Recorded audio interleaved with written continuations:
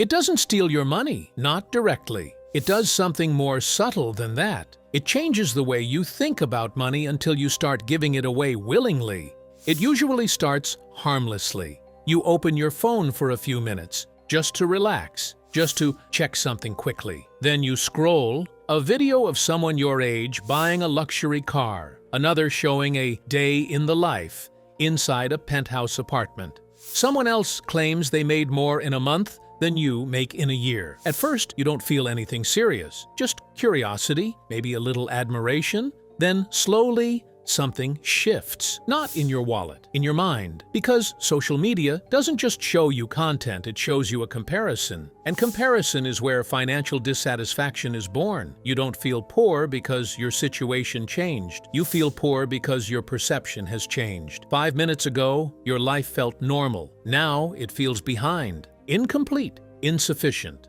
And that emotional shift is where spending decisions begin. You don't notice the pattern at first, but it's always the same cycle. You see a lifestyle, you feel slightly inadequate. You justify a purchase to feel better. You spend money you didn't plan to spend. Then you go back to scrolling, and the cycle resets. Social media is one of the first environments in history where you are constantly exposed to the top fraction of society. Not the average, not the norm, the extreme, the highlight reel, the curated success story, but your brain doesn't naturally process it that way. It doesn't label it as rare. It just registers it as normal life somewhere in the world. And once luxury becomes normal in your perception, your real life starts feeling like failure, even when it isn't. This is where the financial damage quietly begins. They try to fix the feeling immediately, with purchases, with upgrades, with experiences, with lifestyle changes they cannot sustainably afford, and those emotional fixes become long-term financial problems. One of the biggest illusions social media creates is the idea of speed. Everyone looks like they are succeeding fast, too fast. 22-year-old millionaires, 25-year-old investors, 20-year-old founders, constant success stories.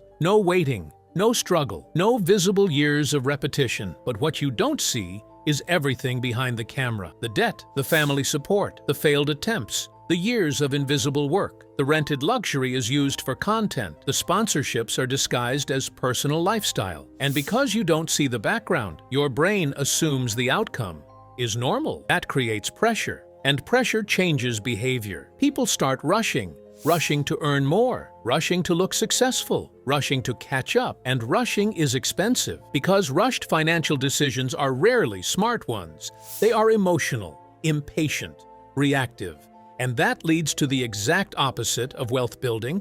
It leads to overspending. Another hidden problem is advertising disguised as content. You are not just watching people, you are watching products, clothes, cars, phones, lifestyles, and every one of them is subtly linked to identity. If you want this life, you need this thing. That message repeats thousands of times in different forms until it stops feeling like marketing. And once spending becomes tied to identity, it becomes very hard to control, because now you are not just buying things, you are buying a version of yourself. There's also something deeper happening with attention. Social media trains your brain to expect constant stimulation, fast content, quick rewards, instant novelty. And that spills into financial behavior too. People start wanting instant results from money, quick success, fast income, immediate lifestyle changes. But wealth does not grow at social media speed. It grows slowly,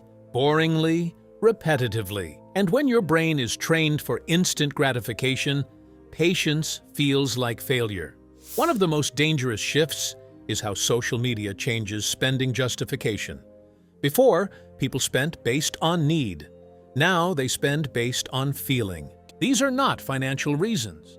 They are psychological triggers. And they are incredibly effective because they bypass logic entirely. Even worse, social media makes financial comparison constant and unavoidable. In the past, you compared yourself to people in your town. Now you compare yourself to millions globally. People living in different economies, different debt levels, different realities. But your brain doesn't separate that context. It just sees lifestyles and measures your life against them. That comparison gap creates emotional pressure. And emotional pressure almost always leads to financial leakage. Here's the uncomfortable truth. Most people don't become poor from one big mistake. They become poor from thousands of small emotional reactions to what they see online. A coffee here, a purchase there, a subscription they forgot to cancel, a lifestyle upgrade they didn't need, a credit card swipe to feel better after scrolling. None of it feels dangerous individually, but together, it slowly drains financial stability. And that's what makes social media powerful. It doesn't force you to spend. It influences how you feel about not spending. And when not spending feels like missing out, people naturally start spending more, not because they are irresponsible, but because they are emotionally reacting to curated reality. There's also the silent effect on self-worth. The more time people spend consuming highlight reels, the more their own life feels average, even if their life is objectively stable. A steady job becomes boring.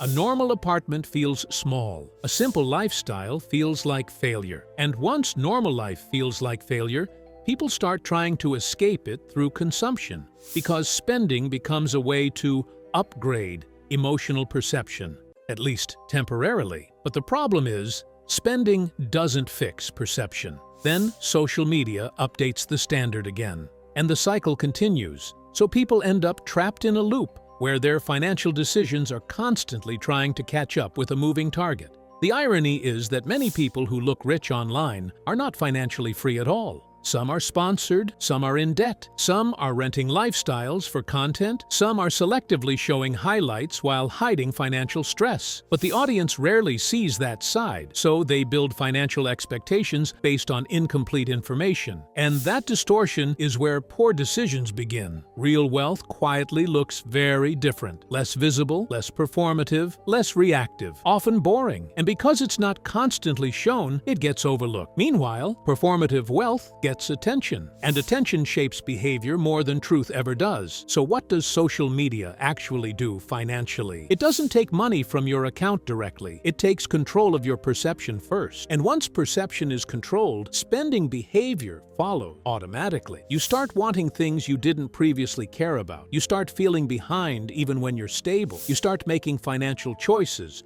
to close emotional gaps instead of real ones. And slowly, your money stops working for your future. It starts working for your feelings. Breaking that cycle doesn't require quitting social media entirely, but it does require awareness, understanding that what you see is not normal life. It is a curated life, selective life, often monetized life. And once you separate reality from performance, financial decisions become clearer again. You stop reacting.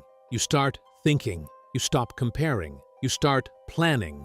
And that shift alone can change everything, because the biggest financial danger in the modern world isn't lack of opportunity, it's constant influence. And most people don't even realize they are being influenced. If this made you rethink your relationship with social media and money, like the video, comment your thoughts below, and subscribe for more stories about psychology, habits, and the hidden systems shaping your life.